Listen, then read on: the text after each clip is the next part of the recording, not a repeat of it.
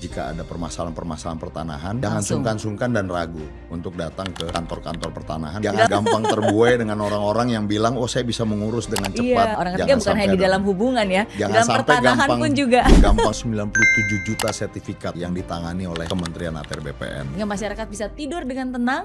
Mohon doa dukungan dari Kemenko Infra. Masalah tanah ini tidak mungkin diselesaikan jika misalnya ada dua pihak yang bertikai masalah tanah, lalu dua-duanya mempertahankan mati-matian. Ada juga pelataran. Pelataran ini adalah pelayanan pertanahan akhir pekan. BPN yang mengorbankan diri melayani masyarakat di hari Sabtu dan Minggu. Ada istilah GTRA, gugus tugas Reforma agraria. Berdasarkan Perpres 62 tahun 2023 dalam rangka percepatan reforma agraria yang dikepalai oleh kepala daerah, tingkat provinsi adalah gubernur, tingkat kabupaten kota adalah bupati dan wali kota. Aplikasi Sentuh Tanahku untuk melihat bagaimana status sertifikat ataupun ingin mengecek status tanah yang lain mereka ingin dapatkan nih, kira-kira punya siapa ini. Daftarkan semua tanah-tanah sesuai dengan amanat undang-undangnya. Ada deadline-nya nggak sih? Karena kan kadang-kadang ada informasi, wah pokoknya setelah tahun 2026 udah tidak berlaku, udah nggak dianggap.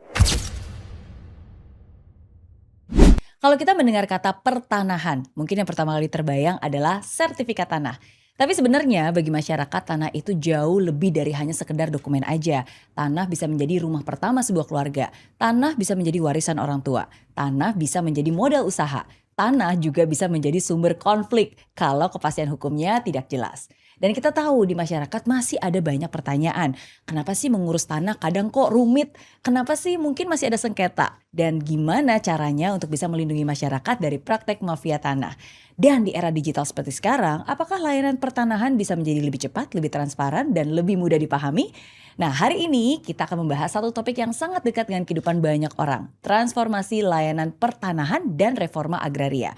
Bukan dengan bahasan terlalu teknis, tapi dengan pertanyaan sederhana. Apa sih manfaatnya untuk masyarakat? Dan untuk menjawab itu semua, sudah hadir bersama saya Wakil Menteri Agraria dan Tata Ruang Badan Pertanahan Nasional, Bapak Ossi Dermawan. Pak Wamen. Siap, Miss Mary. Apa kabar? Baik, terima kasih sudah meluangkan waktu untuk hadir di sini. Alhamdulillah bisa hadir di podcast Kemenko Infra ini. Yes, senang banget karena kan ATR BPN itu termasuk salah satu kementerian yang paling sering berhubungan langsung dengan masyarakat karena jutaan masyarakat pasti berhubungan dengan tanah dan yang namanya layanan itu penting banget ya. Dan kementerian kami juga di bawah koordinasi dari Kemenko Infrastruktur dan Pembangunan Kewilayahan. Betul. Artinya sangat pas kita hadir di podcast ini. Benar. Dan arahan dari Pak Menko AHY selalu bilang bahwa infrastruktur itu bukan hanya bangunan saja, tapi infrastrukturnya sesungguhnya bagaimana dia bisa menjadi melayani masyarakat. Betul. Dan bagaimana itu sungguh-sungguh bisa dirasakan manfaatnya turun ke masyarakat.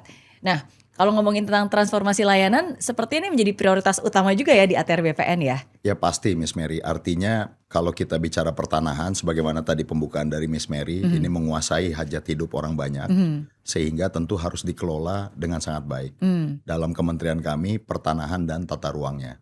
Dalam bidang pertanahan dan tata ruang ini, Bapak Menteri Nusron Wahid sejak awal memimpin kementerian ini di bulan Oktober 2024, sudah mencanangkan dan menyampaikan kepada seluruh jajaran bahwa 80% pelayanan yang diberikan oleh Kementerian ATR BPN sifatnya adalah pelayanan publik. Artinya pelayanan untuk melayani masyarakat.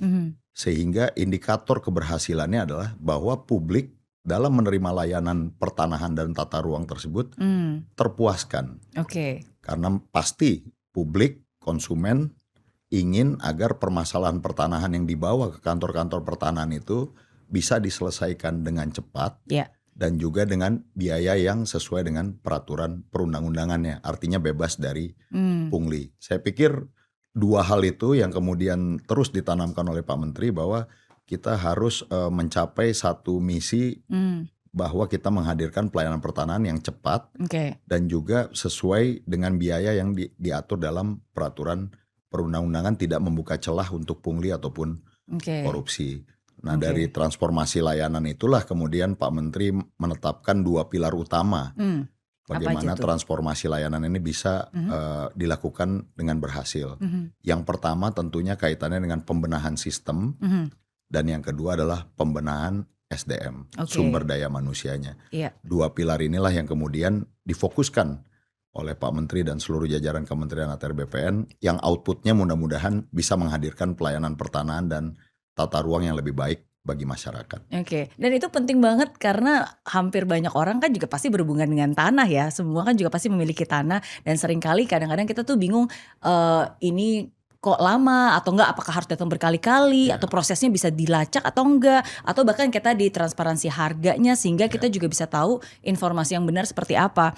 Jadi senang banget kalau sekarang dari ATR BPN juga sudah bukan hanya wacana, bukan hanya pilar aja, tapi sudah ada layanan-layanan yang bisa langsung digunakan dan itu terukur semuanya ya. Harus, karena contoh dalam pilar pembenahan sistem misalnya Miss Mary.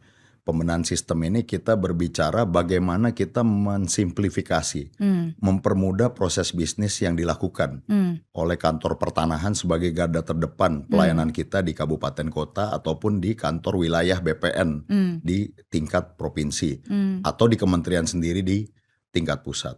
Simplifikasi proses bisnis ini harus kita lakukan sehingga pelayanannya nanti tidak berbelit-belit dan tidak ribet dengan SOP yang juga bisa menjawab semua kebutuhan pelayanan yang kita berikan. Selain itu, tentunya dalam pembenahan sistem ini Pak Menteri juga mengingatkan bahwa pentingnya kehadiran teknologi di sana untuk membenahi sistem ini. Inilah yang juga kita lakukan, bagaimana kemudian database pertanahan kita harus kita update, pemetaan spasial di atas database kita harus kita update, lalu bagaimana user interface engagement antara pelanggan, masyarakat ataupun customer di kantor pertanahan itu bisa lebih less engagementnya tidak terlalu banyak, tatap mukanya tidak terlalu banyak, kita cut di sana, menghindari peluang-peluang untuk adanya komunikasi yang berlebihan. Ini tentunya harus menghadirkan teknologi, sehingga simplifikasi proses pelayanan ini jika didukung oleh teknologi yang baik, tentunya ini akan menghasilkan satu kekuatan dalam melaksanakan transformasi layanan tersebut. Karena kita ingat Miss Mary, kita tidak ingin kemudian teknologi ini kita lakukan tapi hanya mengubah hal-hal yang sifatnya manual lalu didigitalisasi. Kan bukan itu. Bukan hanya mengubah sertifikat menjadi digital ya. Betul, karena kita ingin justru mengubah simplifikasi proses bisnis ini sehingga lebih transparan, lebih akuntabel dan lebih bisa dipertanggungjawabkan kepada masyarakat. Itu yang menyangkut sistem dan transformasi proses bisnis ini tentunya harus kita lihat satu persatu karena pelayanan pertanahan ini kan banyak Miss Mary. Yang alhamdulillah bisa kita lakukan sudah tanpa harus datang ke kantor pertanahan, semuanya dilakukan secara digital. Misalnya adalah pengurusan roya, tanggungan. Itu tanpa harus pelanggan ataupun masyarakat datang ke kantor pertanahan, itu sudah bisa langsung dilakukan. Nah, harapannya ke depan semua tindakan-tindakan hukum yang bisa dilakukan bisa kita lakukan seperti itu dengan dukungan dari teknologi. Jadi kesimpulannya memang kita simplifikasi proses bisnisnya, namun proses bisnis ini juga harus visible dan applicable, bisa dilakukan. Karena kita tidak ingin Miss Mary, kalau nanti simplifikasi dilakukan tapi kemudian mengurangi aspek hukum dan legalitas dari pengurusan pertanahan ini. Kita tidak ingin karena hanya ingin cepat-cepatan, tapi kemudian datanya tidak bagus, ataupun legalitasnya tidak terlalu kuat, itu justru akan mengundang permasalahan-permasalahan baru di masa mendatang. Jadi simplifikasi proses bisnis ini pun harus kita lakukan secara hati-hati, jangan sampai nanti menimbulkan masalah ke depan. Dan ini sangat jelas banget ya dan terukur ya. Kalau tadi Pak Wamen bilang pertama berarti kan dari transformasi layanannya. Jadi sekarang dari sistemnya, dari beberapa sistem yang juga prosesnya sudah sangat jelas dan disimplified. Kayak tadi ada ROYA, SKPT, surat keterangan pendaftaran tanah, terus juga informasi nilai tanah gitu kan. Jadi semua sudah lebih jelas. Dan bahkan juga ada tambahan pelataran nih. Pelataran yang akhirnya weekend pun juga bisa datang. Betul, ini pelataran ini adalah pelayanan pertanahan akhir pekan yang memang dilakukan oleh kantor-kantor pertanahan yang memiliki ritme ataupun berkas pelayanan yang tinggi. Kita bukakan di hari Sabtu dan Minggu sampai dengan pukul 12 siang, memberikan kesempatan bagi masyarakat yang mungkin sibuk di hari kerjanya. Nah, mungkin sekarang BPN yang mengorbankan diri untuk melayani masyarakat di hari Sabtu dan Minggu. Iya, Dan alhamdulillah pelaksanaan pelataran ini juga banyak diapresiasi oleh masyarakat benar, karena kemudian mungkin yang bekerja di Jakarta dia harus dari Senin sampai Jumat benar. hanya ada waktu Sabtu Sabtu Minggu Minggu. pulang ke kampungnya bisa mengurus itu. Dan tidak hanya pelataran Miss Mary, Pak Menteri juga di dua Idul Fitri ini Iya. dan Idul Adha juga di hari H libur itu juga membuka Oke. pelayanan terbatas. Oke. Karena di benak Pak Menteri, kementerian kami menganggap masa Lebaran itu kan juga masa kumpulnya berkeluarga di kampung. Iya, Nah, iya. mungkin ada diskusi masalah pertanahan. Oh, ini saya ada sertifikat yang mau Iya, saya bagikan. benar. Mungkin orang tuanya bilang begitu ke anak-anak. Benar-benar. Nah, kalau di masa libur itu kantor kita tidak buka kan sayang. Padahal Sayang. itu sedang berkumpul keluarga. Nah, kalau masyarakat tahu bahwa Iya.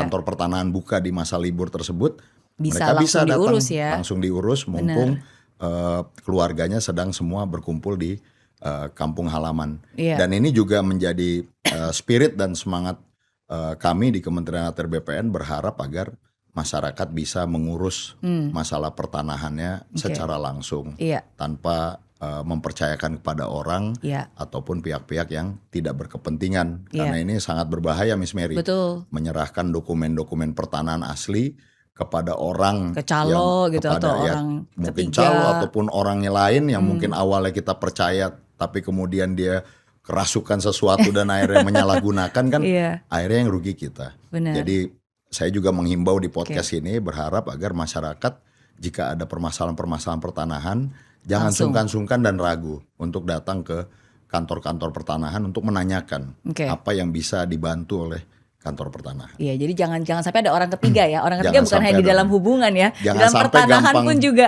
gampang terbuai dengan orang-orang yang bilang, oh saya bisa mengurus dengan cepat Iya. dan lain-lain sebagainya. Sebaiknya datang ke kantor pertanahan. Iya, dan sudah sangat mudah kok, sangat cepat dan bisa langsung dilakukan weekend juga. Bahkan Betul. ada loket prioritas juga. Ada loket-loket Iya. prioritas, Bahkan setahu saya nih di Tangerang ada drive-thru. drive-thru. Di beberapa kantor pertanahan memang dilakukan seperti itu. Karena mungkin mendapatkan tanda terima secara elektronik tanpa Iya. harus dia turun dari mobilnya ke dalam kantor. Iya. Ya mereka bisa mengambil di loket-loket drive-thru bagi Iya. kantor-kantor pertanahan yang memberlakukan hal tersebut. Tentunya indikator kita untuk kantor pertanahan ini adalah Iya. bagaimana mereka bisa mendapatkan satu capaian-capaian secara internal baik di kementerian maupun di kementerian atau lembaga lain. Contoh ini kan kita kenal ada wilayah bebas dari korupsi atau WBK. Iya. Ada beberapa kantor pertanahan yang juga berusaha untuk mengejar KPI untuk mendapatkan itu. Di atasnya lagi ada WBBM, wilayah bersih dan mandiri, berkualitas mandiri. Nah itu juga didapatkan dari Kementerian Reformasi Birokrasi. Oke. Nah ini juga kantor-kantor pertanahan berusaha untuk mendapatkan predikat itu untuk memperbaiki kualitas Iya. kantornya. Iya, dan saya appreciate karena bukan hanya sistemnya aja dibenahi, tapi juga SDM-nya. Karena bagaimanapun juga kan orang pun juga datang ke tempat layanan berhadapan juga dengan manusia. Dan seringkali kan bukan hanya tempatnya yang nyaman, tapi kan yang berhadapan dengan kita apakah informasinya jelas kah? Apakah prosesnya bisa dilacak? Apakah orangnya bisa dipercaya? Jadi kualitas dari SDM yang melayani itu juga penting banget. Nah itulah pilar kedua dari transformasi layanan ini adalah SDM, sumber daya manusia.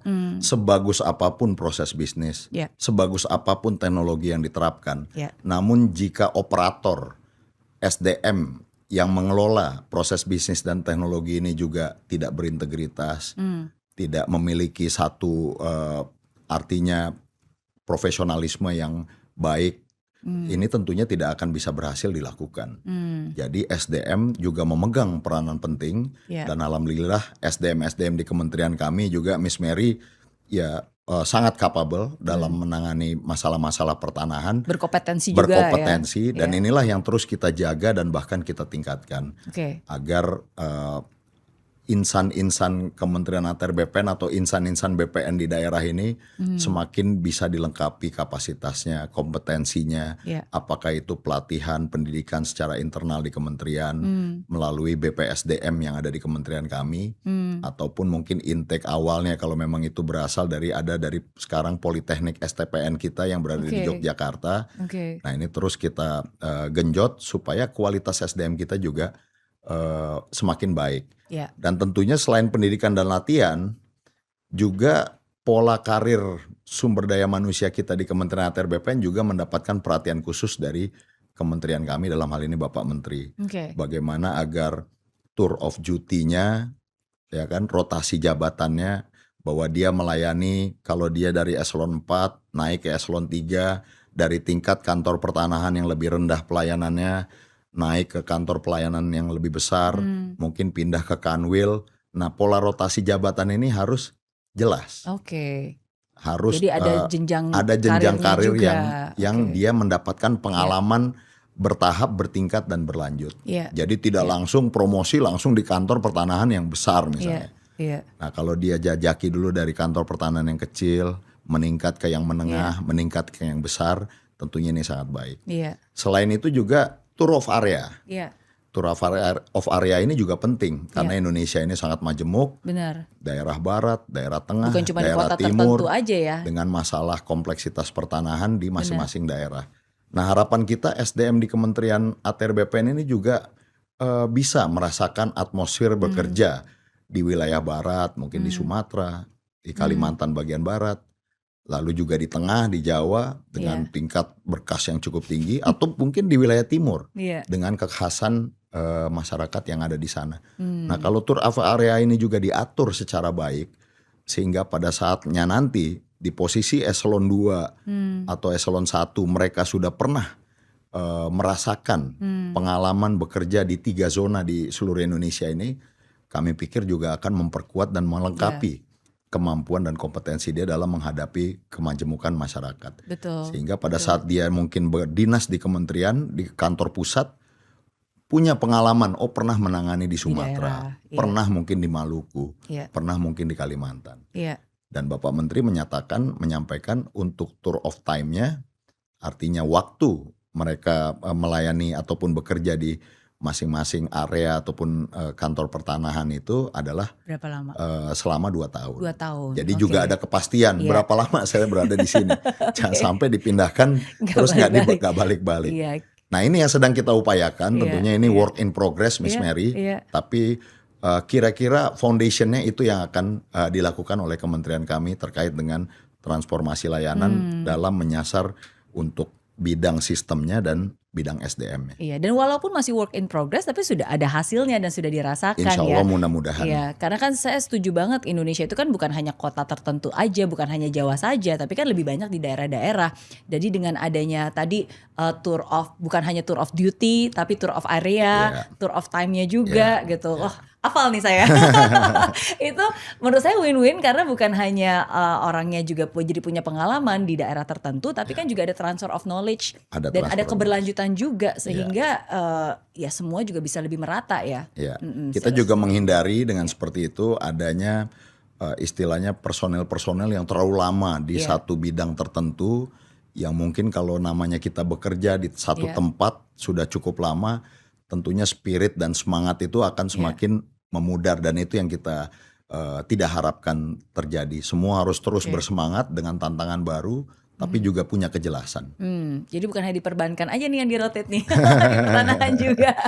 Ya. Dan selain itu, sekarang saya juga jadi udah download aplikasinya loh Pak Wamen. Ada aplikasi Sentuh Tanahku. Ini juga salah satu proses digitalisasi. Betul. Jadi walaupun sistemnya juga ada transformasi, orang-orangnya pun juga sumber daya manusianya juga terus di-upgrade, tapi tetap ya digital itu juga memudahkan kita semua juga. Betul.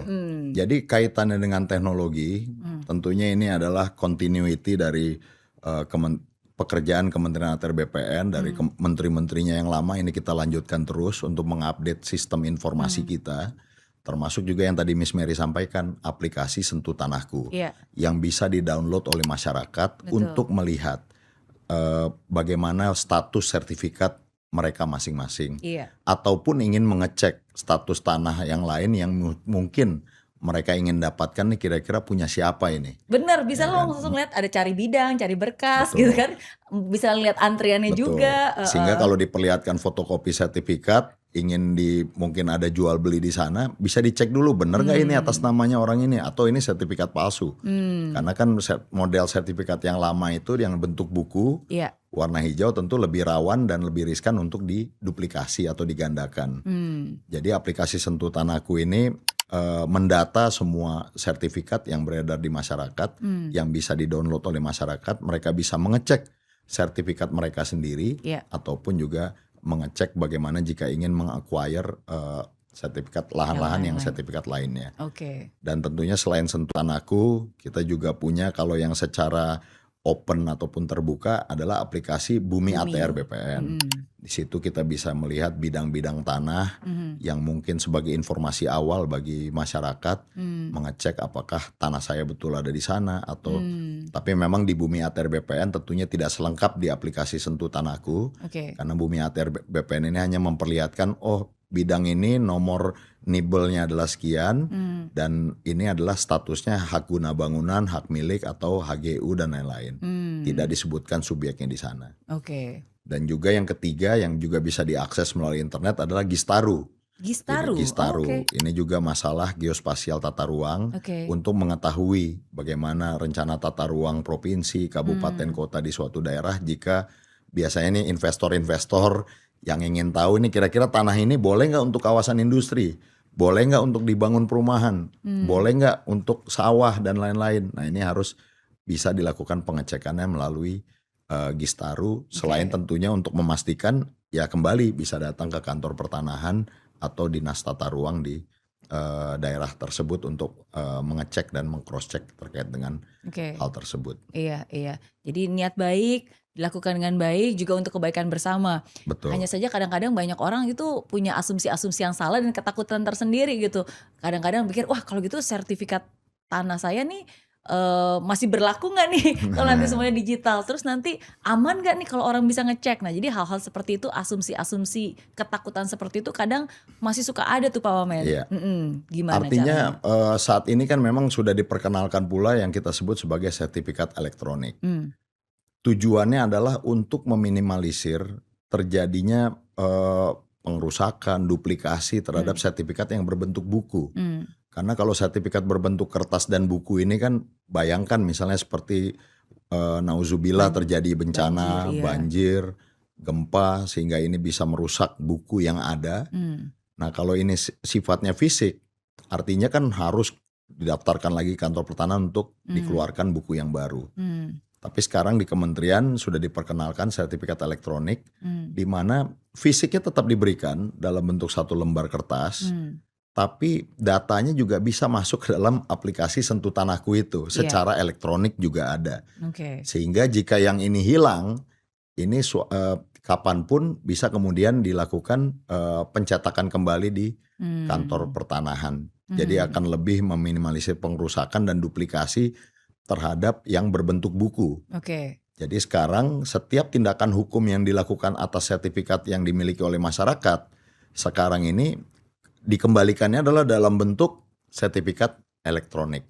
Jadi perlahan-perlahan mudah-mudahan semua terkonversi nanti menjadi sertifikat elektronik di mana diyakini ini akan jauh lebih aman, lebih secure karena artinya pendataan server dan ini kan semua dipegang oleh Kementerian ATR BPN melalui Pusdatin ya. Jadi dibandingkan mudarat dari memegang sertifikat yang berbentuk buku, tentunya yang berbentuk elektroniknya jauh lebih banyak manfaatnya. Iya. Jadi justru malah lebih aman kalau digital karena kan bukan cuma digital aja tapi kan ada dua-duanya. Betul. Gitu.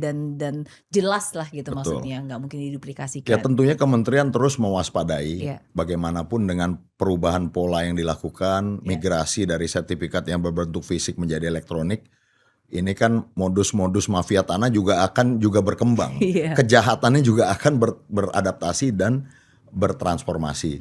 Jadi ini juga harus terus kita waspadai tentunya the biggest risk atau resiko terbesar adalah misalnya terjadi pembobolan server misalnya. Iya. Nah ini yang menjadi prioritas utama kami, bagaimana agar server kita betul-betul bisa aman dengan pengamanan yang cukup tinggi. Oke. Ya, tapi intinya nggak perlu takut, nggak perlu khawatir yang berlebihan. Kalau misalnya kurang informasi, langsung aja bisa cek ke sumber yang memang terpercaya. Secara Betul. official pasti semua sudah ada di situ. Langsung aja datang untuk bisa tanya dengan yang bertugas di situ, karena Betul. semua layanannya juga sudah tersedia. Betul. Jadi lebih baik langsung di cross check langsung daripada dapat sumber-sumber yang tidak bisa dipercaya ya. Karena migrasi dari bentuk fisik ke elektronik ini juga membutuhkan sosialisasi dan edukasi kepada masyarakat. Kita juga harus paham bahwa masyarakat kita majemuk, tidak semua juga literasi digitalnya tinggi. Ya. Kita juga harus masih menghargai masyarakat kita yang berada di pedalaman, yang lain-lain yang mungkin masih beranggapan sertifikat buku ini yang jauh lebih aman bagi mereka. Jadi kita secara perlahan melakukan sosialisasi dan edukasi, berharap masyarakat bisa perlahan-lahan bermigrasi ke sertifikat elektronik. Oke. Saat ini dua-duanya masih diakui. Masih bisa. Oke. Apakah itu bentuknya fisik ataupun elektronik. Tapi kalau yang berbentuk buku, jika terjadi tindakan hukum, ada jual beli, ada pemisahan, ataupun ada hak tanggungan, nanti pada saat sudah selesai urusannya, itu akan diberikannya dalam bentuk elektronik. Oke. Begitu cara kementerian kami untuk Memperbarui mulai ya. memperbarui sertifikat-sertifikat tersebut. Oke. Kalau ada pertanyaan, apakah ada hotline tertentu, nomor telepon tertentu, atau website tertentu sehingga masyarakat tuh jelas kalau mau bertanya ke sini? Betul. Kita punya berbagai platform media sosial, baik X, Instagram, maupun juga TikTok, YouTube. Nah mungkin seperti X atau Instagram tertera Di situ nomor ya? hotline WA, pengaduan ataupun layanan informasi, Ya. itu bisa diakses di sana. Oke, pokoknya langsung aja ke sumber yang terpercaya, yang official. Harus yang official. Oke, karena sesungguhnya kayak tadi ya, of course kalau kita ngomong pertanahan itu bukan hanya tentang layanannya saja, tapi kan seringkali juga persoalan tanah di Indonesia tuh kompleks gitu, bukan cuma layanan administrasi, tapi juga kadang ada tumpang tindih kepentingan, ada juga beberapa konflik agraria yang sebenarnya tidak bisa hanya di-solve hanya di layanan aja. Dan Betul. itu juga akhirnya kita masuk ke topik yang berikutnya karena ada istilah GTRA, gugus tugas Reforma agraria. agraria. Dan Iya. ini penting juga karena ini menjadi prioritas ATR BPN juga. Betul. Jadi berdasarkan Perpres 62 tahun 2023 dalam rangka percepatan reforma agraria, diperkenalkan gugus tugas reforma agraria yang dikepalai oleh kepala daerah. Kalau ini tingkat provinsi adalah gubernur ketuanya, kalau tingkat kabupaten kota adalah bupati dan wali kota. Reasoningnya adalah bahwa urusan pertanahan ini bukan semata-mata urusan BPN. Iya. Kadang menyangkut kawasan hutan misalnya. Iya. Menyangkut Kementerian Kehutanan. Menyangkut mungkin pertambangan, Kementerian ESDM. Menyangkut mungkin aset-aset BUMN atau BUMD, berarti ada Pemda di sana. Iya. Ya kan? Menyangkut aspek pertahanan, ada TNI di sana. Atau juga aspek keamanan, ada polisi di sana. Jadi gugus tugas reforma agraria yang dikepalai oleh gubernur, bupati, wali kota di setiap tingkatannya sebenarnya bisa melaksanakan percepatan penyelesaian permasalahan. Oke.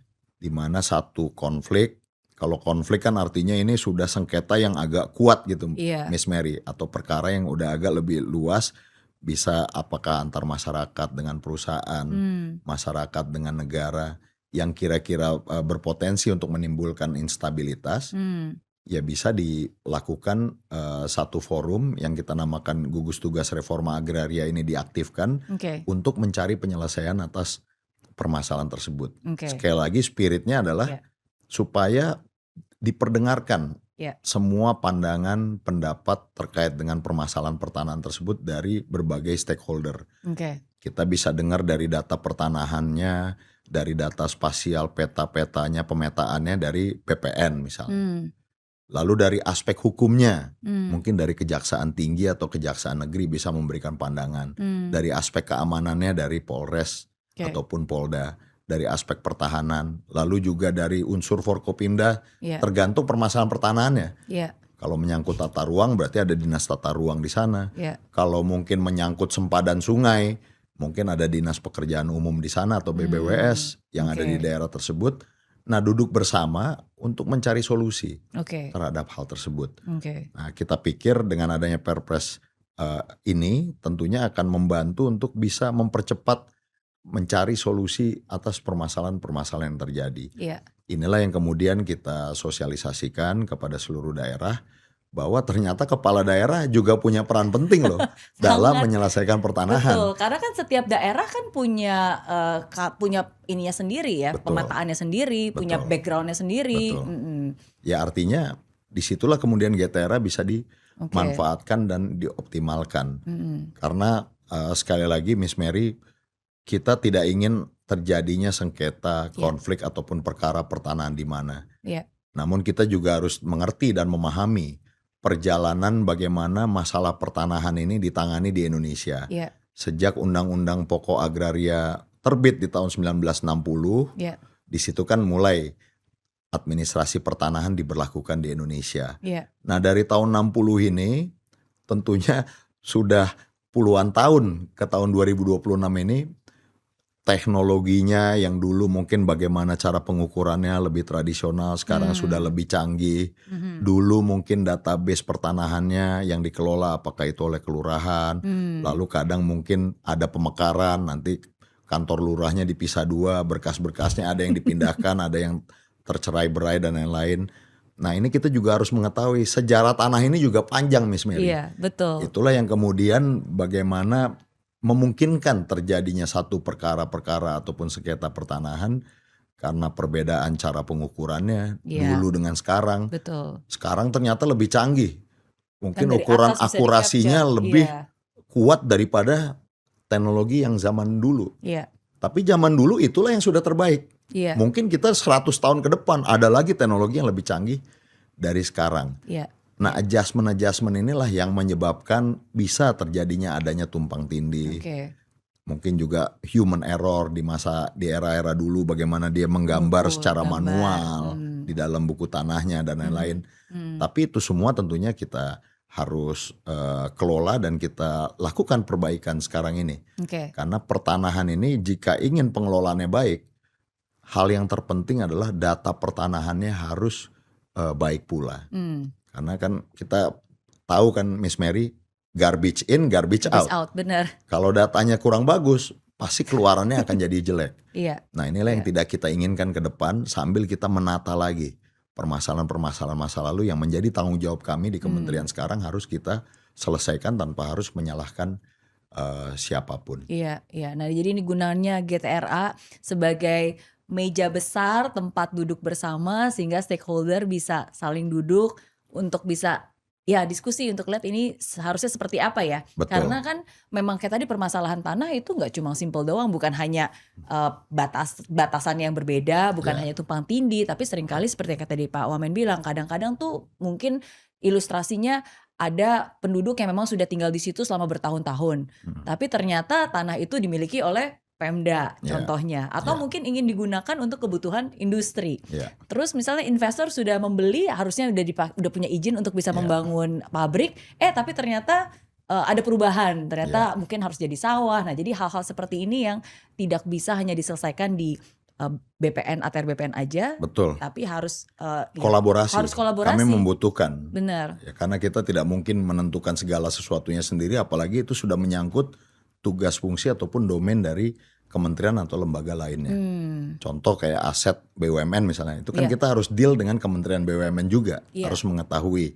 Kalau itu aset TNI, tentunya dengan Kementerian Pertahanan. Oke. Jadi justru forum GTRA ini akan mempersatukan Oke. dan cocok kepala daerah berdiri di situ karena kepala daerah punya tanggung jawab untuk menjaga stabilitas sosial, politik, keamanan di daerahnya masing-masing. Iya. Sehingga jika ada konflik yang agak besar, ya aktifkan GTRA-nya. Iya. Kumpulkan semua, BPN akan memaparkan secara riwayat tanahnya. Oke. Nah, dibutuhkan wisdom dari pimpinan daerah, apa solusi yang terbaik. Nah, kalau disepakati semua kan akan jauh lebih cepat diselesaikannya dibandingkan parsial kepada misalnya bilateral antara kementerian ini dengan kementerian ini, nanti menyangkut kementerian lain, nanti ngurus lagi dengan yang lain.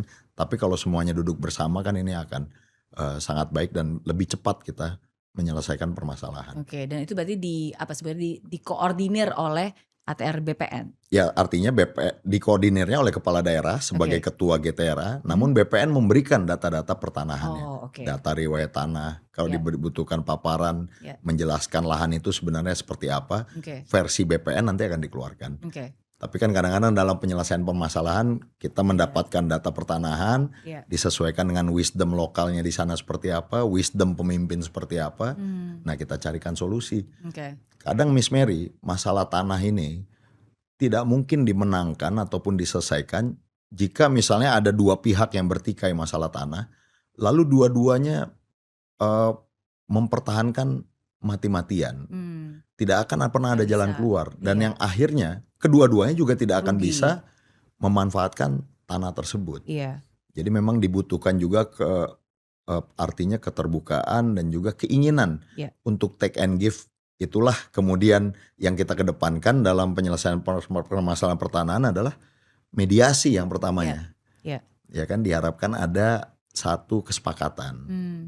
Misalnya ada pada saat pengukuran ternyata ada sedikit wilayah tetangga yang masuk ke wilayah kita. Nah di sana kalau ada kelegoan hati, baik saya ambil setengah, kamu ambil setengah, setuju, disahkan dengan berita acara, itu tentu bisa Oke. dilakukan. Tapi kalau mediasi gagal, ya tentunya bisa dilakukan melalui gugatan di pengadilan. Iya. Yaitu juga terbuka ruang untuk itu. Iya. Itu merupakan hak bagi seluruh masyarakat. Tapi yang kita kedepankan kalau bisa diselesaikan secara mediasi, Benar. secara dialog, untuk apa kita berlama-lama ataupun menempuh jalan pengadilan. Setuju. Yang pasti bukan hanya satu solusi atau satu pihak aja yang menang, tapi Iya. kan ini bukan tentang menang ya, tapi tentang bagaimana ini bisa dimanfaatkan seoptimal Betul. mungkin dan ada ada kepastian, Betul. ada keadilan dan semuanya juga sejahtera, sama-sama win-win lah, of course. Nggak Karena bisa kami menang tentunya aja. di kementerian sangat berharap semua tanah ini kan bisa dioptimalkan, Miss Iya. Mary. Bisa bermanfaat bagi masyarakat, bagi pemegang haknya. Iya. Jika kemudian satu perkara pertanahan masuk di pengadilan, otomatis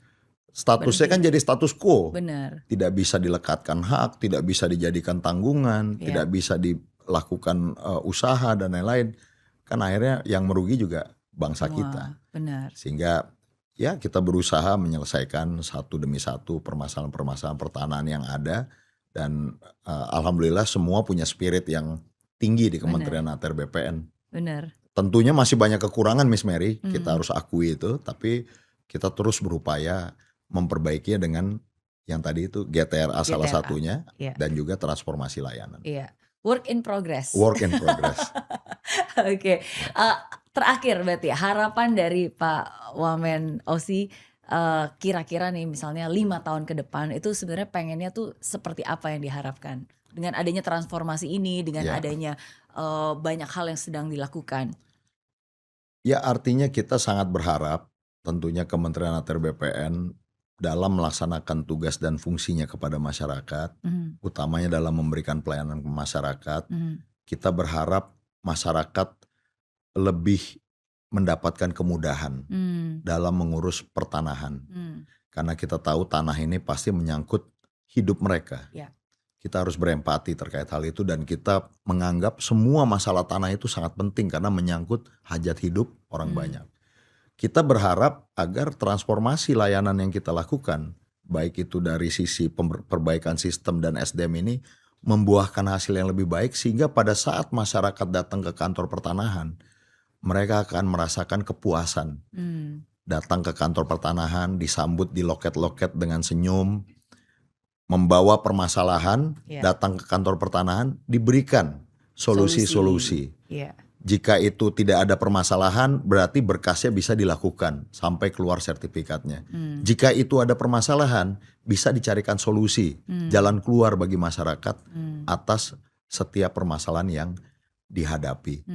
Nah, itu yang menjadi tujuan utama kami di Kementerian ATR BPN, memberikan senyuman yang terbaik bagi masyarakat pada saat mereka mengurus masalah pertanahan dan juga tata ruang. Ya. Kalau itu bisa terjadi, tentunya tanah bisa diberikan kepastian hukum secara jelas, Ya. pelayanannya bisa cepat, Ya. punglinya tidak ada, dan ini tentunya akan berdampak sangat positif Pasti. terhadap perekonomian Indonesia. Benar. Jadi multiplier efeknya akan tinggi Iya. terhadap perekonomian kita. Iya. Bisnis juga bisa berjalan lebih pasti.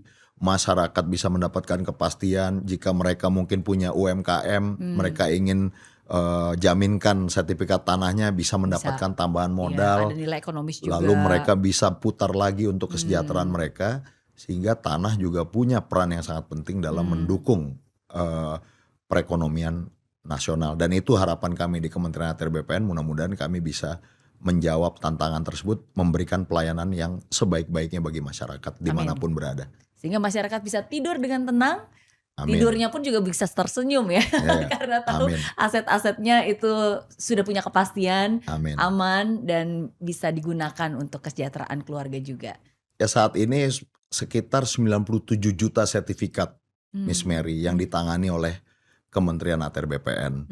Mudah-mudahan mayoritas bisa tidur dengan tenang. Oke. Tapi yang memang memiliki masalah ya tentunya harus kita selesaikan. Iya.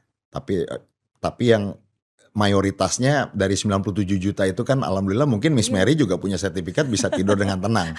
Nah, Masih ini ada satu harapan yang lagi kami. dicek. Itu yang menjadi harapan kami. Benar. Bahwa semua mayoritas pemegang sertifikat Setuju. semua bisa tidur dengan tenang. Setuju. Karena kan kita juga semua bekerja keras ya untuk keluarga, untuk warisan, supaya bukan cuma kita nikmati tapi kan anak cucu ya, dan Ya. itu salah satu kepastian yang bisa membuat kita tenang. Dan tentunya Miss Mary kalau diizinkan juga di podcast ini, kami dari kementerian juga menghimbau kepada masyarakat tadi kan agar melaksanakan pengecekan ataupun ada hal apapun terkait dengan pertanahannya untuk datang ke kantor pertanahan. Lalu yang kedua, jika mereka masih memiliki tanah-tanah yang belum didaftarkan kepada negara, sebaiknya mereka lakukan untuk didaftarkan ke negara sehingga bisa tercatat dan mungkin dilakukan sertifikasi juga. Jadi jangan sampai hanya memegang bukti-bukti hak yang lama, yang tradisional, yang nantinya ke depannya kan lambat laun akan tergantikan dengan sertifikat yang dikeluarkan oleh negara. Jadi paling tidak daftarkan semua tanah-tanah, ini juga sesuai dengan amanat undang-undangnya. Daftarkan tanah-tanah kita, jangan berpuas diri hanya memegang AJB, hanya memegang perjanjian jual beli, hanya memegang surat-surat dari kelurahan. Tingkatkan itu, daftarkan itu ke negara agar tercatat. Ada deadline-nya nggak sih? Karena kan kadang-kadang ada informasi, wah pokoknya setelah tahun 2026 udah tidak berlaku, atau setelah tahun ini udah nggak dianggap. Gitu. Memang di undang-undang PP dan permennya ada batas waktu untuk pendaftaran tanah tersebut yang memegang hak-hak lama. Tapi bukan berarti hak-hak tersebut kemudian tidak bisa menjadi bukti untuk ke depannya. Artinya itu tetap dipandang sebagai salah satu bukti, tapi mungkin tidak sekuat jika memegang sertifikat. Jadi saya menghimbau kepada masyarakat kalau memegang bukti hak lama terhadap satu tanah, tolong diuruskan ke kantor pertanahan sehingga mendapatkan kepastian hukum yang lebih jelas. Setuju sih, harus ada urgensi. Karena kan kalau nggak ada deadline, jadinya nggak akan pernah selesai semua nih. Siap.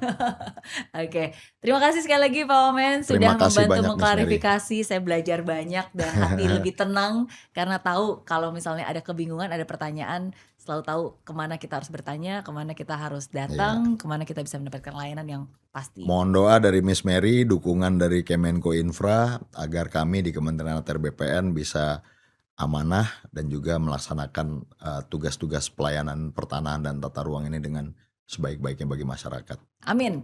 Mohon doanya, Miss. Sama-sama. Semangat buat tim ATR BPN. Amin. Amin ya Rob. Terima kasih, Miss Mary. Sama-sama. Hari ini kita belajar bahwa pertanahan bukan hanya soal sertifikat, tapi ini soal kepastian hidup masyarakat. Ketika layanan pertanahan menjadi lebih cepat, lebih transparan, dan lebih mudah diakses, maka masyarakat akan merasa lebih aman. Dan ketika data pertanahan semakin rapi dan digital, maka potensi sengketa bisa ditekan.